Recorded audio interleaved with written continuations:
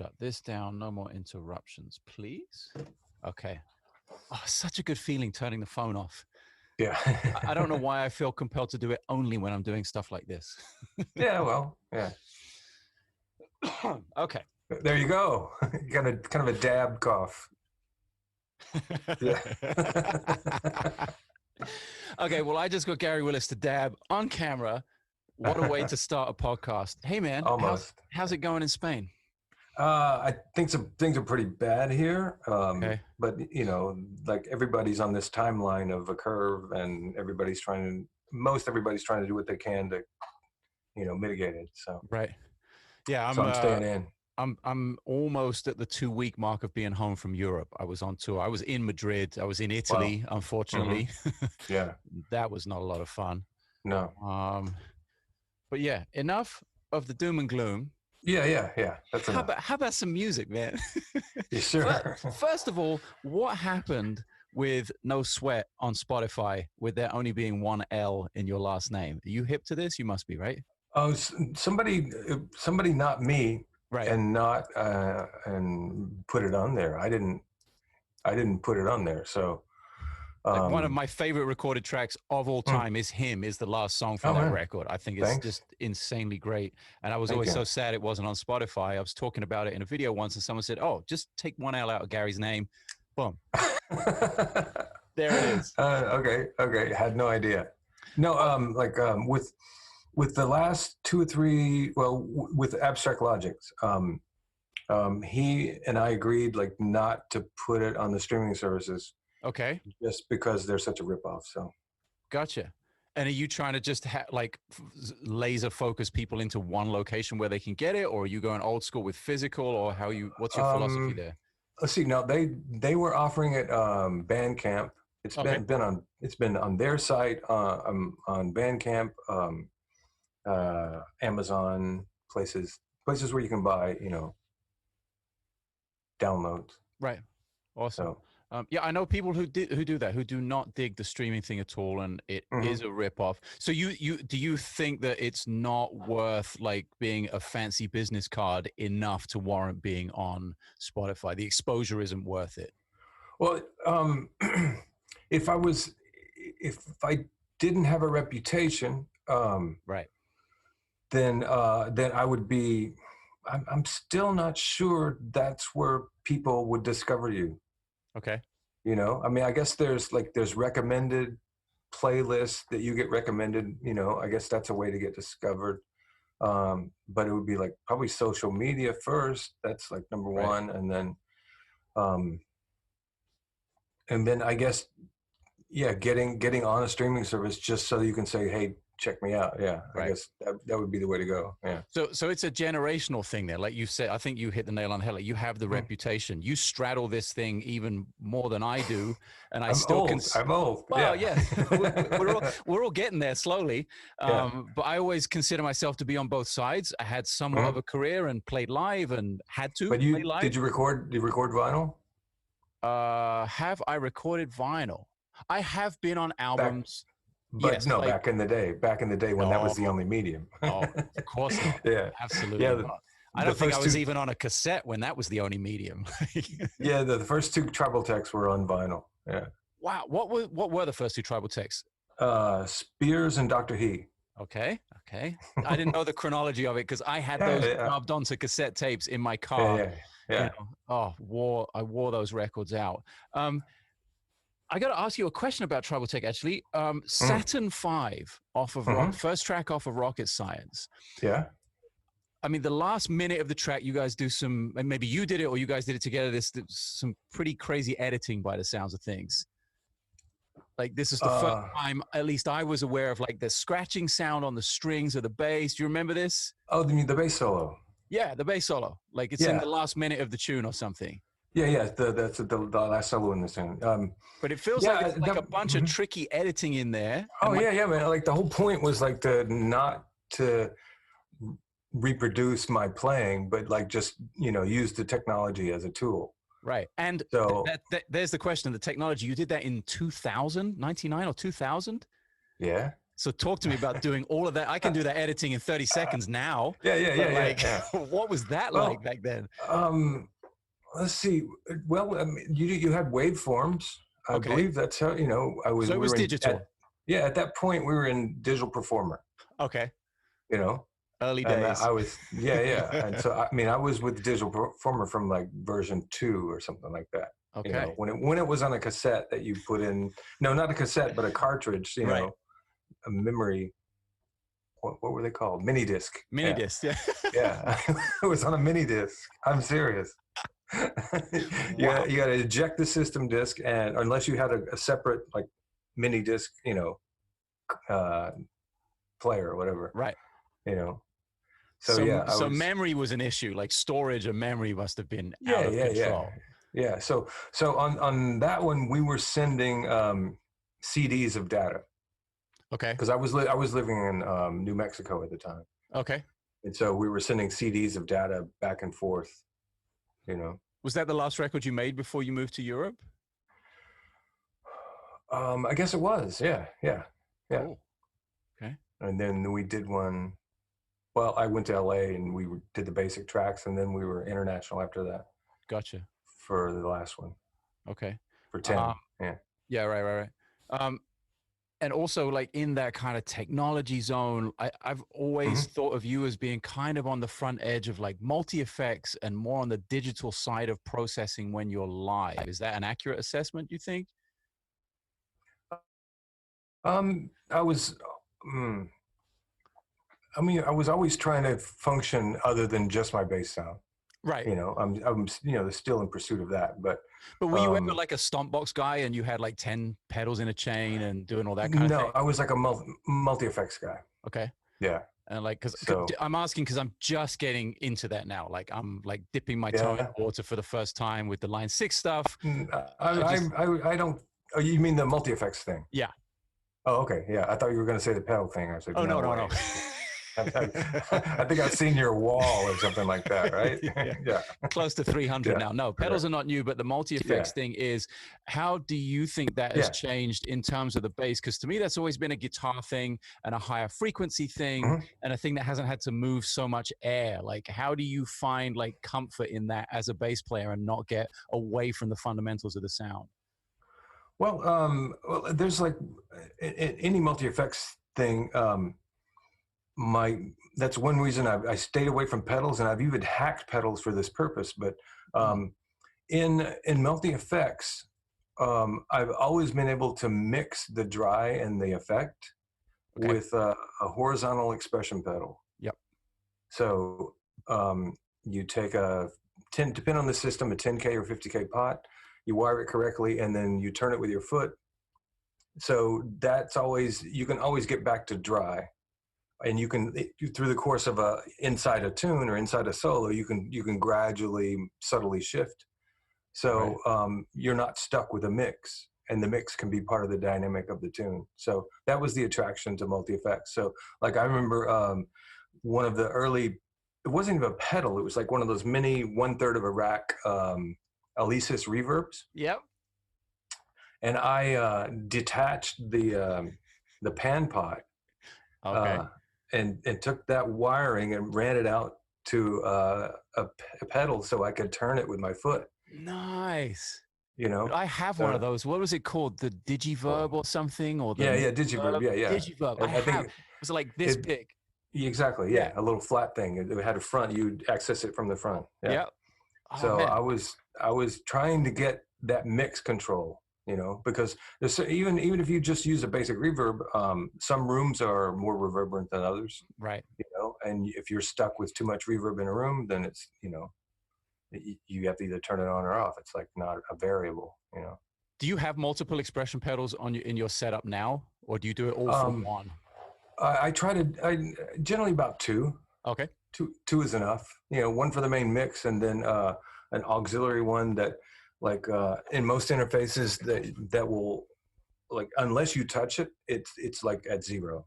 Okay. It's where the preset is set. Yeah. And then you touch it and it jumps to where your foot is. Gotcha. And then you're stuck with whatever that is after that. But and then how do you? One thing I've noticed with analog pedals and just having a ton of range in the sound is an amp, even as robust as the Aguilar stuff gets overloaded, especially when you're looping and stuff and layering. You do some looping, right? No, yeah, I used to. I don't kind of do it right now, but I'm going to get back into it. Okay, just because like once you start layering things in, it's always, I try to be conscious of not overloading the initial loops. Otherwise, by the time you get to play a solo or something, it's a disaster. Yeah. Like the thing is that my looping has always been in Ableton Live. Oh, okay. So so I would have like a little Korg Nano control in front of it on the computer, and I would use that to mix what I'm looping. Okay. So that it's under control. Gotcha. So so you have like a table thing going on always. Yeah, it's always something you can get to with your hands. It's not all feet. Yeah. If I'm looping, because the thing is, if for example, like this band I had called Triphasic. Oh yeah. That was like a lot of looping, and so what I would do is I would record a bass groove track. Sure. And once that's recorded, I'm hands free. Are you clicked in? Are you all on time code with it? Is that why you started with Ableton rather than a pedal-based looping system? Because you started predominantly with a live situation? Well, first of all, I didn't really, until they introduced the looping feature. My goal was like for a trio to sound full with harmony and chords and everything.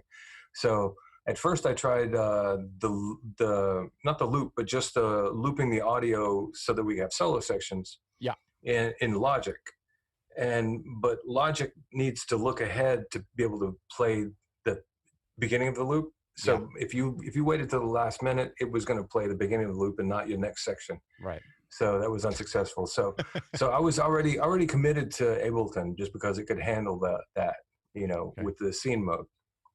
Because that's one of the questions I get asked the most is like, how do you live loop with a drummer when they can't hear you? Well, you always send them a headphone. So it's just like the drummer had a mixer. I ran him a line, and there was either click or percussion, or in addition to the music we're playing along with, plus my bass.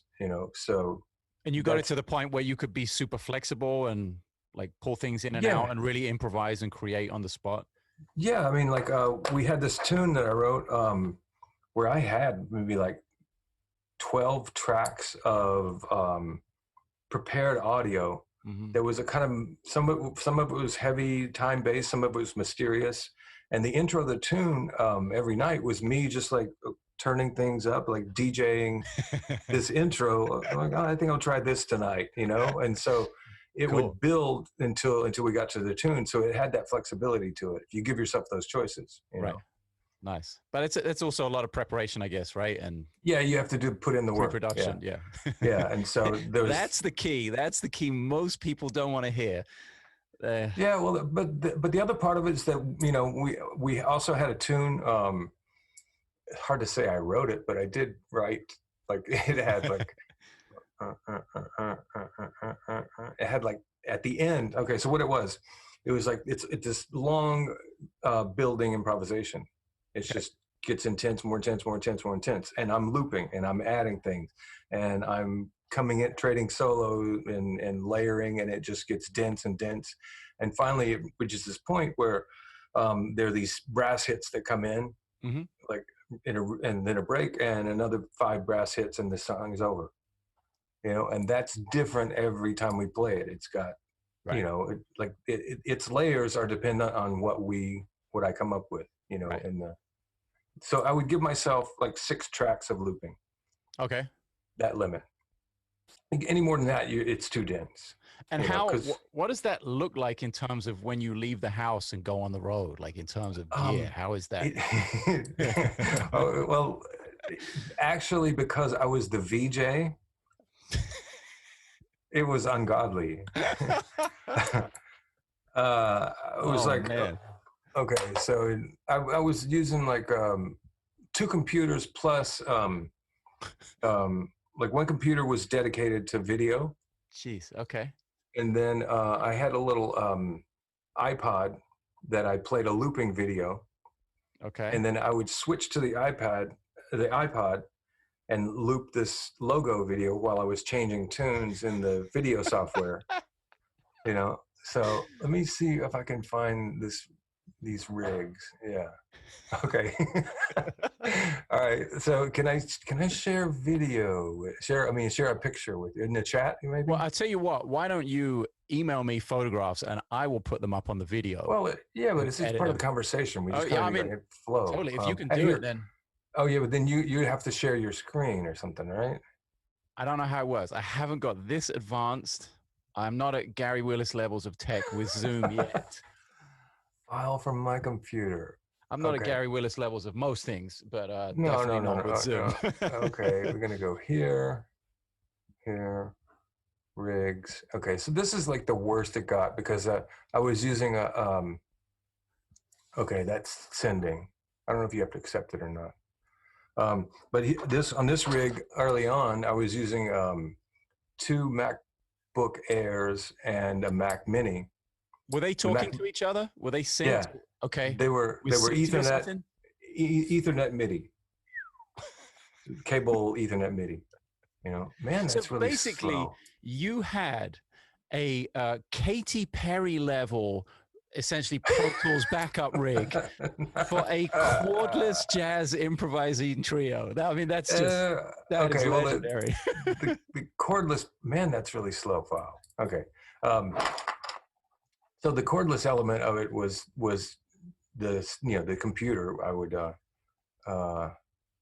play. We played like comping and harmony and stuff like that. Yeah. All right. I'm gonna try to. Forget that. That's taken forever. And I'm going to just go to the chat here. And there's a link. Okay. Okay. All right.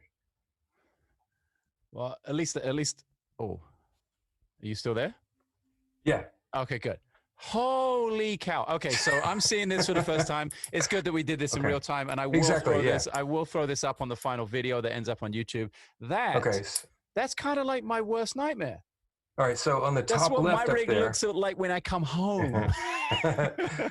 On the top left is the Roland UA10 Octacapture, I think, and then there's the Nano control. Yep. Right next to it. That's on a stand, and above that, my computer went, and then let's see. Down behind that case, you can see an outline of a Mac Mini. Oh, yeah. Yeah. And I think we put up another computer somewhere. You can see the video mixer down there, the V8. Yep. And are those flight cases that this thing is sitting on what you traveled with it? No. Okay. No. Okay, at least that. No, we drove to this gig. We drove to every gig. We hardly ever. Actually, we did. You came to later. I think we did a gig in New York. Yes. Jazz Standard, I want to say. I don't know if we had video then. Managed to somehow. Yeah. Wow. What year was that? 2009, something like that. Maybe I'm thinking. Wow. That was with Liber and Debbie Gomez. Yeah. Very cool.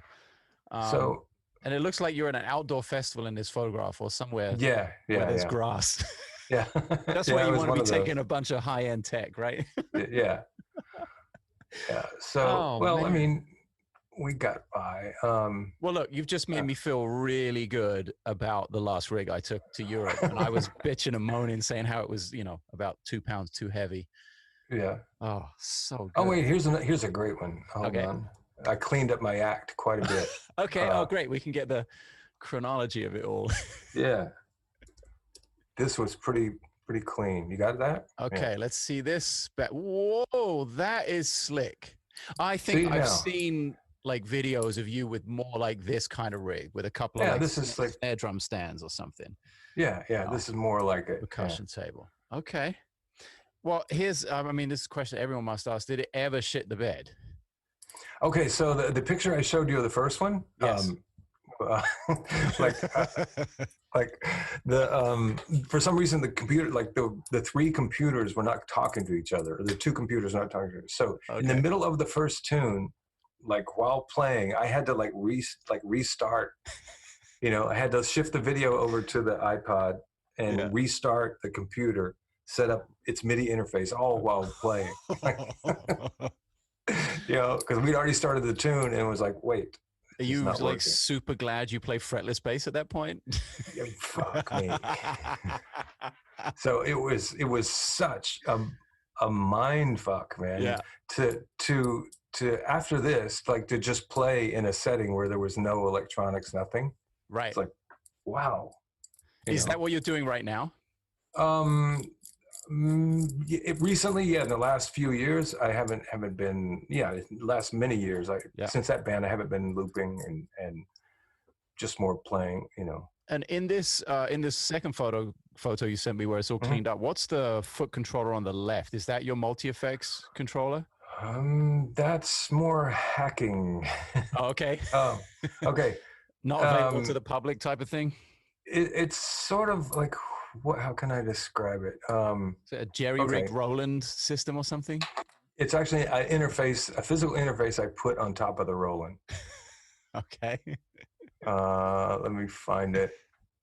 Yeah, here's like the progression. By the way, I see parts of my future in the backdrop of your current video right here. I see the workbench. Oh, yeah. I'm like, I need elements, these elements in my life. I said to my wife, I was like, you know what? We're getting a workbench downstairs in the studio. She's like, there you go. Yeah. What are you planning on doing? I said, I don't know, but doesn't matter. Yeah, exactly. Yeah, you gotta have a choice. Yeah.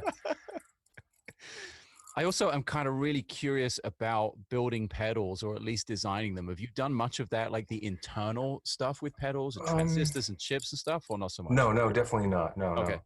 Although it kind of, the picture I just sent, you asked me about that interface on top of the, So this is, you see it? Yes. Okay, yeah.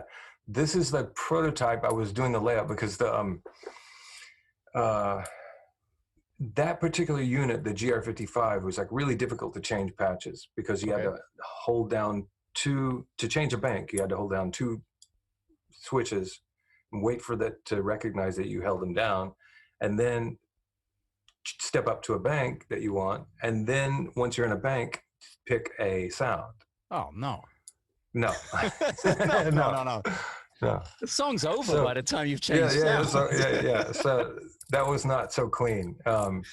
So I basically built like this interface on top of it. And what this is, the red section there, is this company called EOBody, or that was the name of the product or the company, I forgot. Okay. They made this like 16 input MIDI controller, where you wired the actually no, they had, I think it came in a box, and it had like 16 plugs jacks where you could plug in switches or potentiometers. Gotcha. So I took the circuit board out of there, and you can see like the blue wires are going to switches, and so I've got like 5 switches, and there's over on the left there's a white thing with a plug there. That's for expression pedal. Okay. So I had a couple of, and you can see expression pedal potentiometer there towards the back on the left. Yep. So that's like 2 or 3 expression pedals, 5 switches.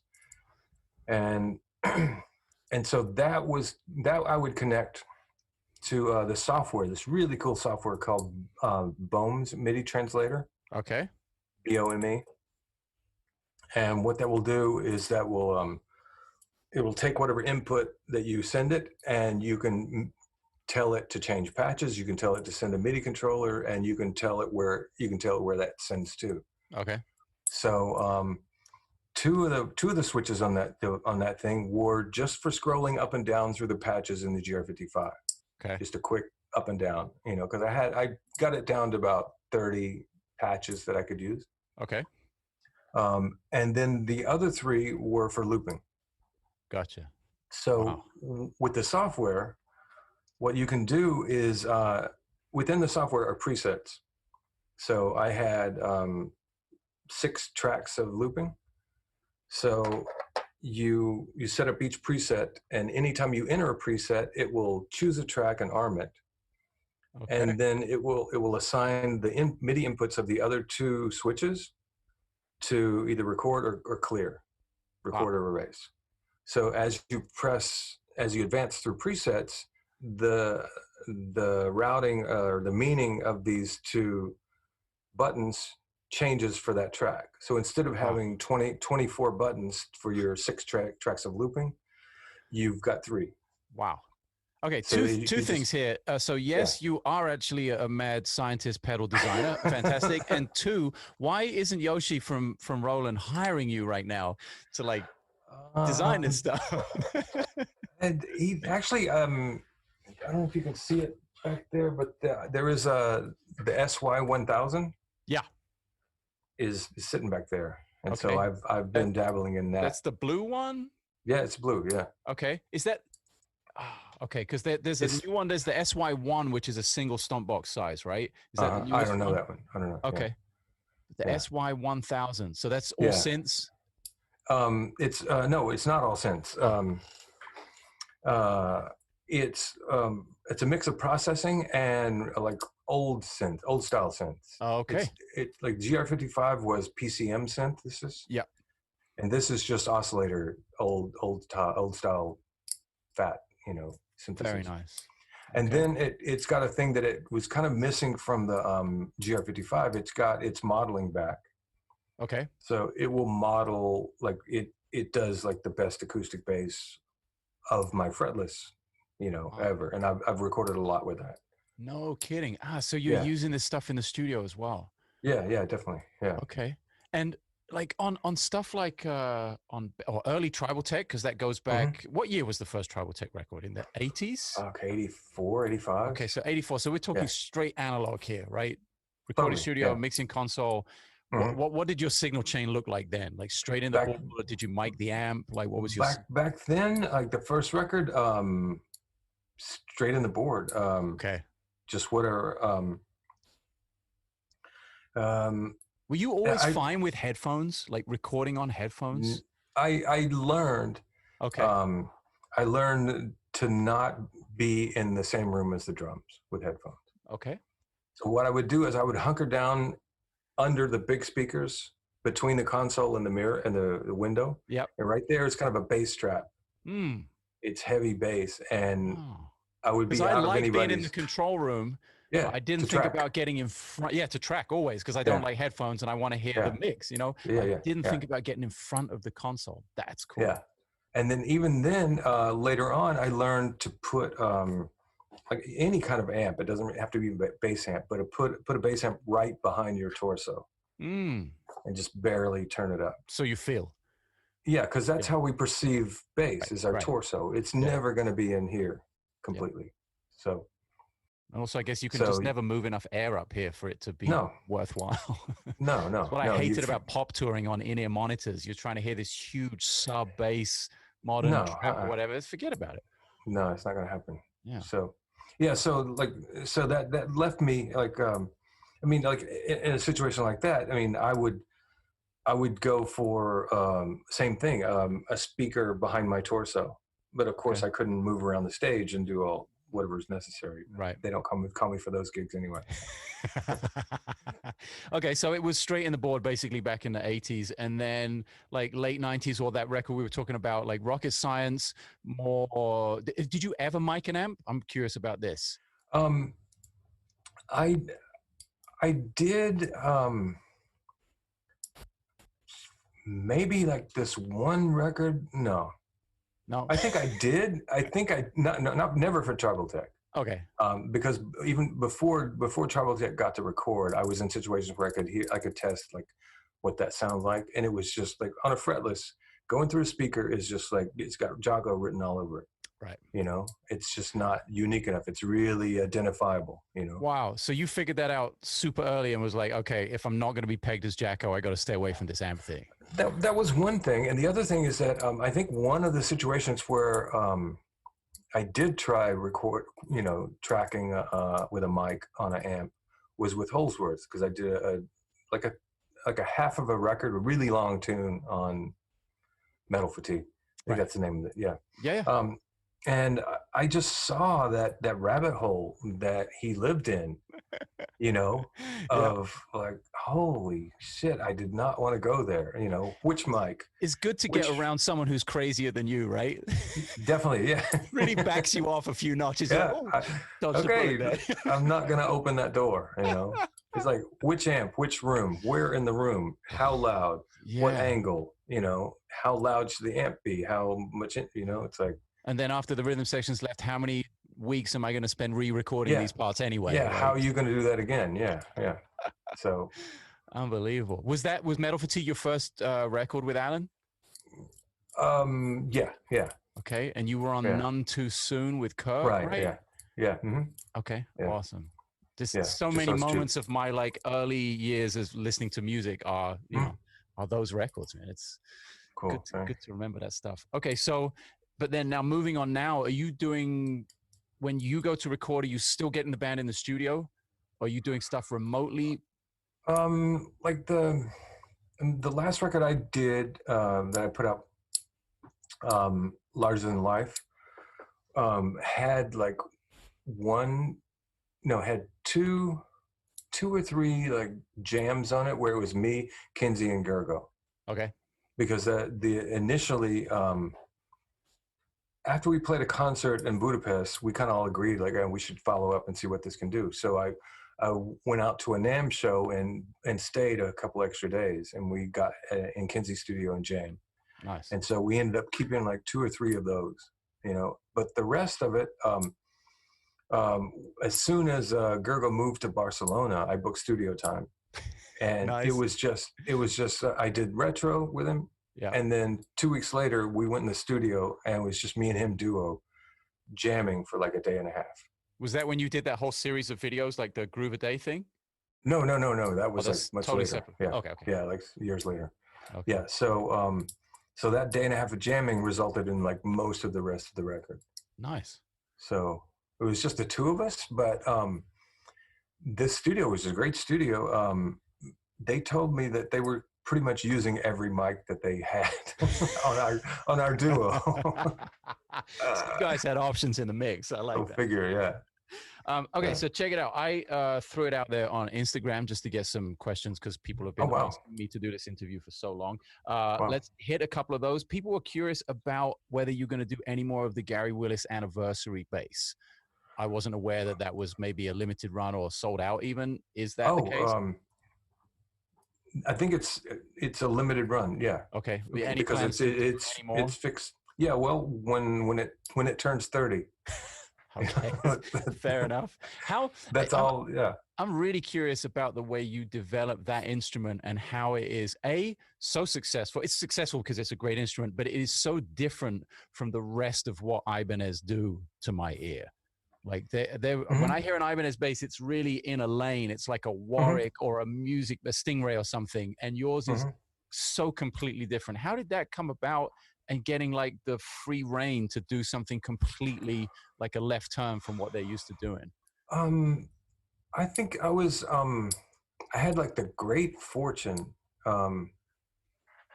first of all, just being with Ibanez and letting them, having that relationship. Sure. But I had like the really good fortune of having a relationship with Bill Barlini. Okay. From my days with Tobias.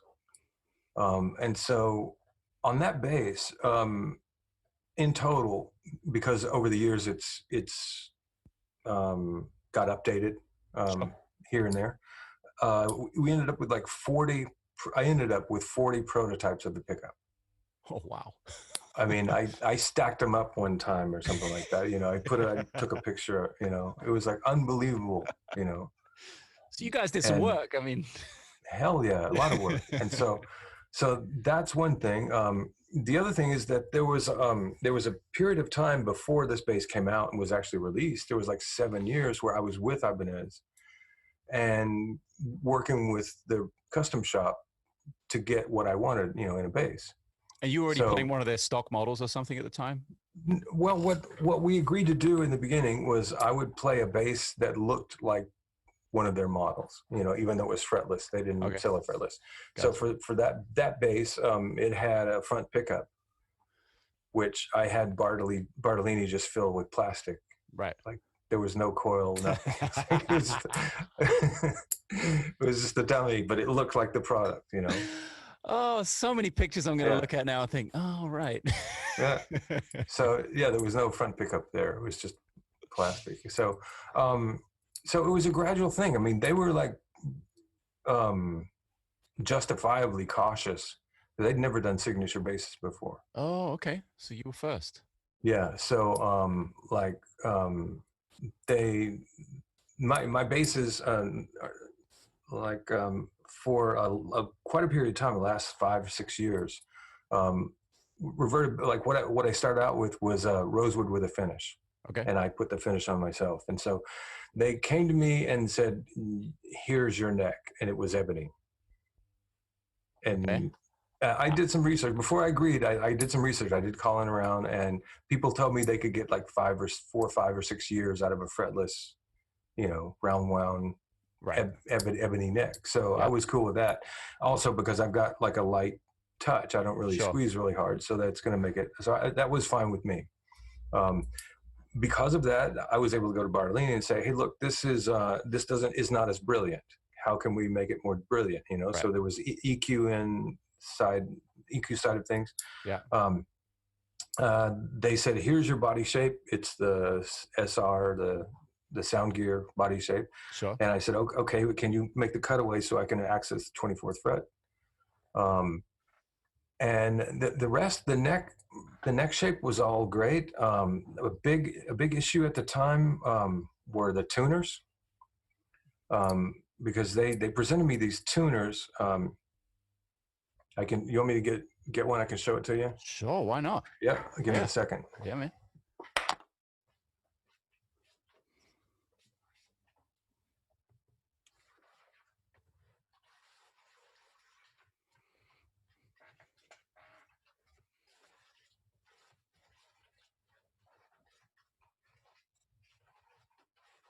This is super interesting for everyone listening on Spotify, iTunes, I know, but worth it. And of course, this is where you should come over to YouTube, check out the podcast video side of things, and see what Gary has for us right here.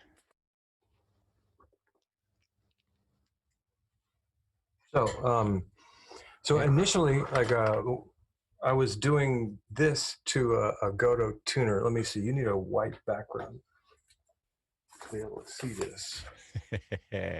All right. Yeah. Is that in focus? No, I need to go back here. There you go. Yeah. That's it. Okay. Okay, gotcha. So it's a tuner that I put a plastic knob, you know, radio knob on. And so I was doing that, and they did some patent research, and somebody had a patent on parallel and round. Wow. Okay. So this was screwed. I couldn't do that. So they came up with this guy. I don't know if you can see that very well. Dropped one. Do I have another one? Oh, where'd it go? Fuck, it's way back there. Excuse me. Go for it. You're gonna edit this, right? Never. No editing.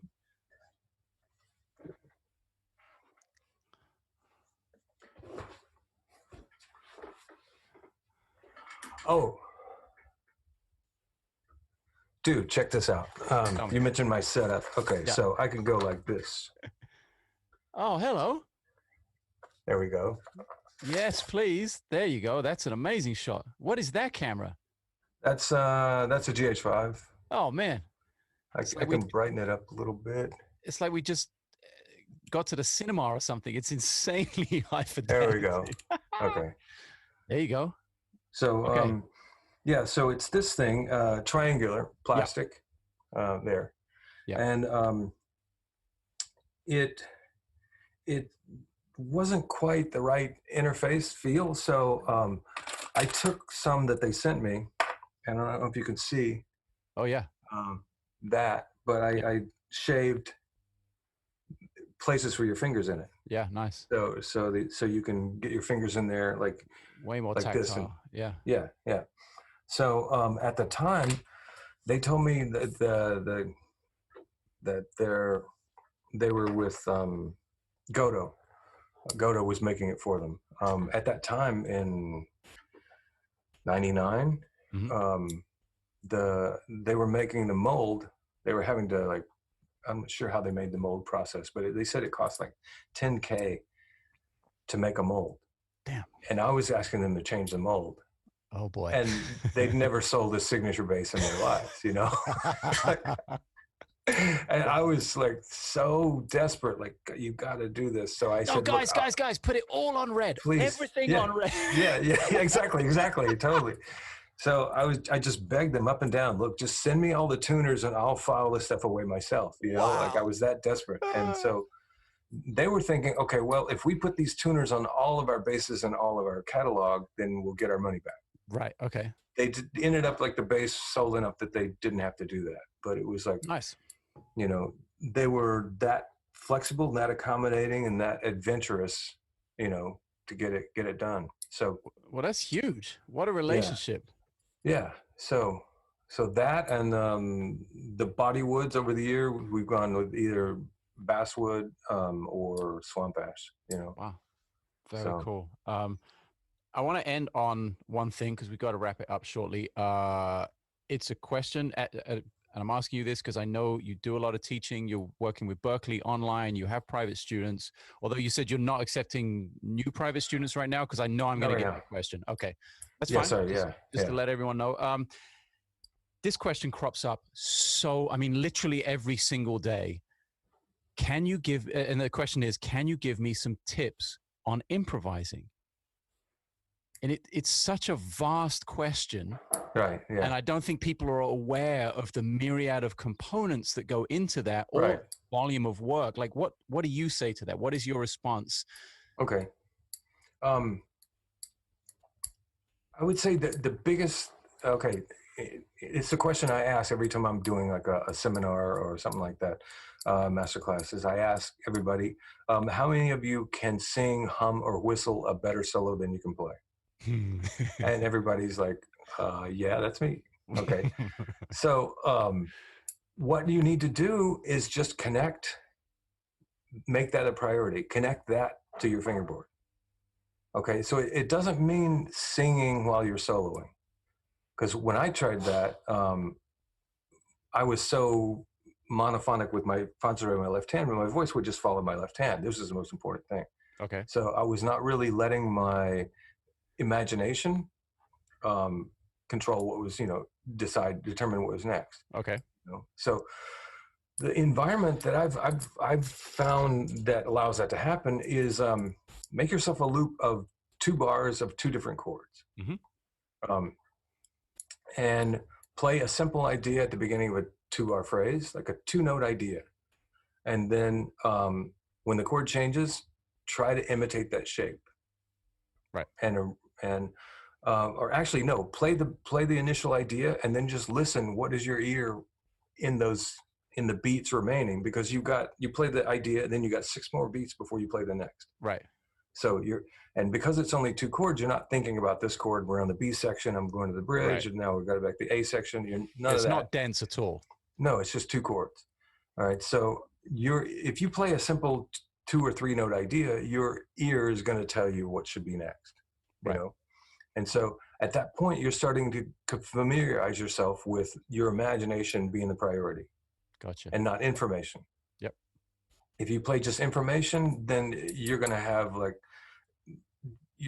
really hard time getting your personality to wade through that, So if you can like de-emphasize information and start strengthening this connection between your imagination and the fingerboard, then that's how to improvise, because everybody generally comes up to me. I mean, everybody answers and says they can hum, whistle, or sing a better solo than they can play. Right.